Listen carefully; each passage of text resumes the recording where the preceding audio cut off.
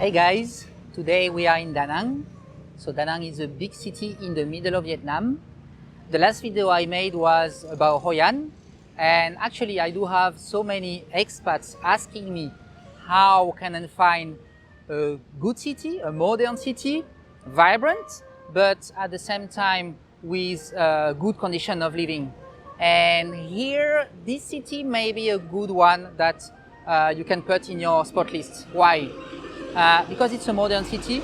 I will explain you a little bit further why I think so. And also you have this beach side, and you can have a good life in Da Nang.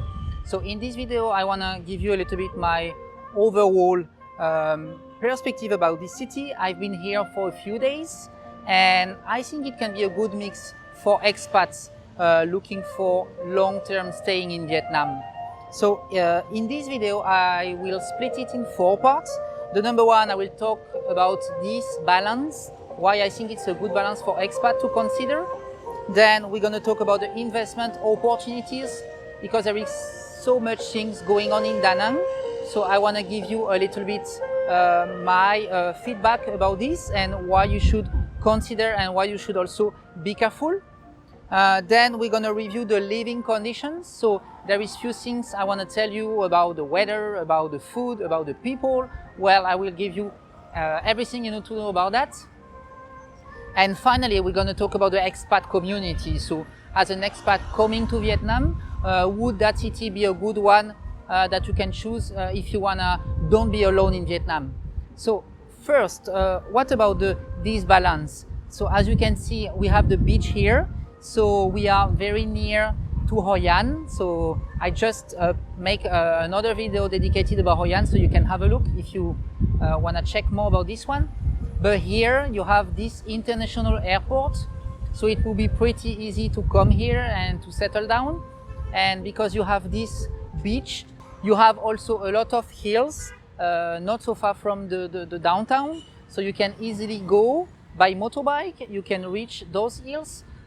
So if you are a nature enthusiast, and if you like to do some hiking, to do some climbing, to go to some waterfall, you have a lot of this in that city. So that's why it could really be a good balance between a modern city with a lot of projects going on. You see on my back, very touristic, either for the local Vietnamese, but also for the international tourists. Actually, about that, I do have some friends from Korea and from Taiwan. They've been to Da Nang before going to Ho Chi Minh City, for instance. So from their perspective, Da Nang is really a city they have to come to for tourism. What about the investment opportunities? As I was mentioning, there is a lot of things going on. You have a huge focus from the Vietnamese investors and also from the foreign investors to that city. So you have a lot of projects about real estate, about condominium, about hotel. Actually, there is a famous one that is Coco Bay that has been promoted a lot, and so that attracted a lot of local and international investors. And actually, this one is a good example of how you need to be careful if you want to invest in Vietnam. Actually, to give you a little bit about what I heard about this story, they promote that area, so Da Nang, a lot, and there were this big project going on called Coco Bay that was promoted by one of the big football players of Madrid, I think. And so this attracted a lot of people. They would guarantee you huge ROI on your investments, and finally they couldn't make it. So when the project was building, some investors start to see that finally they couldn't really provide the rental that they were telling the investor that they would get. So because it's a condo hotel, they rely a lot on tourism, and of course if during some years you have less tourists, then they couldn't guarantee you anymore the rental that you would get from this investment. So that's why every time you invest in Vietnam, you need to be very careful, and you need to rely on people who knows a lot the market. But anyway, this city would still be a good city to invest from my perspective, because it has a huge focus from the local investor and especially the government. If you come to the city, you will see a very modern city that sometimes have the same expectation that you could get in a city in Europe. Actually, we're walking in the downtown, and sometimes we are feeling being in Barcelona, you know, so really like almost in Spain, because everything is so modern, everything is so clean. So yeah, that's why this city would be a very good city if you are looking for good infrastructure, if you want to have a nice beach that is clean, you know. The other things I want to mention is why I was saying that the local investors are paying a huge attention on this city. Actually, this afternoon we were on a project that is an entertainment park that has been built in the top of a mountain, a hill, not so far from here. And actually, if you go to that entertainment park, you will see huge investments. And over there, you will feel like in a French town with different entertainment places that you can visit.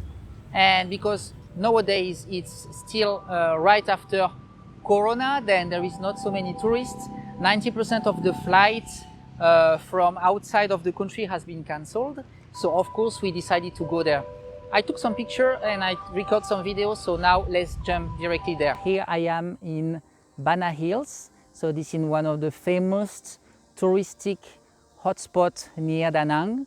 It has been built in the top of a mountain, and before there were a place where the French were putting their wine, and finally Sun Group built one of the biggest tourist attraction in the neighborhood, and this attraction actually brings millions of tourists every year. We asked the guy downstairs, now because of 90% of the flights are cancelled and no one is providing visa because of the crisis, there is no tourists, only local tourists are coming here. That's why we wanted to pay a visit to that place. Usually that's not really the kind of place I'm usually going, but I made an exception for this time. So as you can see on my back, it's like full of mountain. We are in the middle of a natural park that has a lot of preserved species, either animals and different vegetables. So the message of this video, I wanna tell you that those kind of cities like Da Nang are very good cities to target if you are an expat to come to invest, or if you are an investor, for instance, because you have these tremendous numbers of people coming every year, it's a good opportunity to open a business. It's pretty easy actually to settle in Da Nang. You have the big downtown at about 40 minutes by motorbike, and then you take a cable car that brings you in this hill. And yeah, as I was saying, it's a very good place to settle a business. You can even come here, check a little bit the market, meet the local and the expat community living in Da Nang.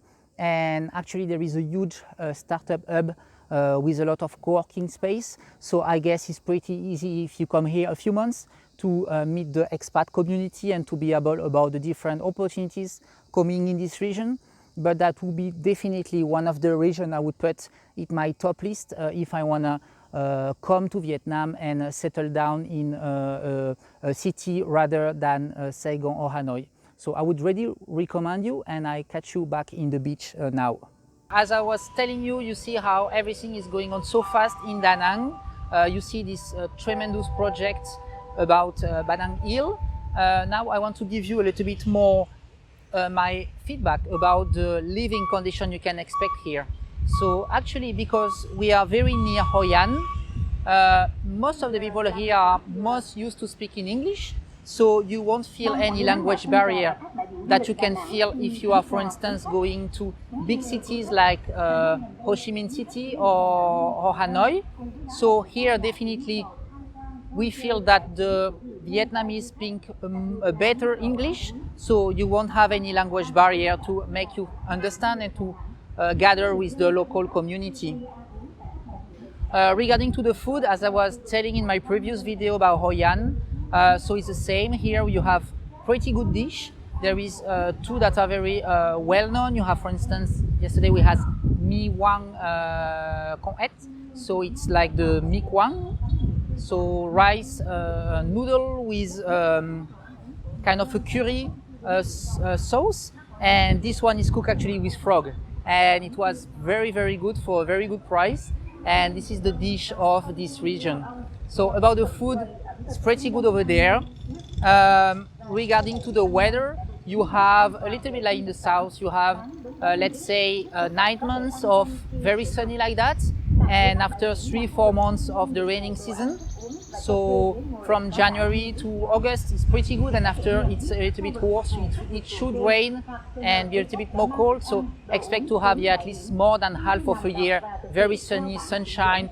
Nowadays it's 33 degrees, so pretty hot and pretty good to enjoy this beach during the day.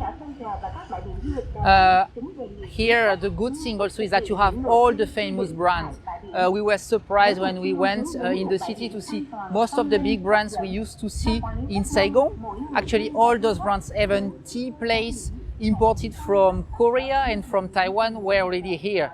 So it means that they are really putting huge investment, and even foreign companies are seeing Da Nang as maybe the next big city that everything will go on. Now I want to digest a little bit about the expat community for you. So because here you have a huge tech hub, you have a lot of foreign companies that put their IT team. So because of this, you do have a lot of expats living here. Also a pretty huge community of digital nomads. So when people travel overseas, and especially in Southeast Asia, they may stop a little bit in Hoi An, and of course staying here with this beach would be pretty good life. So that's why you have a good digital nomad community over there. So because you have this foreign community here, and also a good turnover of tourists, you won't feel disconnecting from home. You will still be able to meet some European, some Russian, some even Korean, some Chinese. It's a city that is again very under the spotlight, so you will have a lot of tourists and a lot of a huge expat community. So if you consider a place when you can also hang out, go to some foreign bars, some foreign restaurants, this city would be a good choice that you can consider if you want to have a life that is a little bit balanced, and you feel maybe a little bit overwhelmed living in a big city like Saigon. So I hope I cover a little bit the aspects I think are important to move to this city. I hope you enjoy my video, and I will see you in the next one. Thank you. Bye-bye.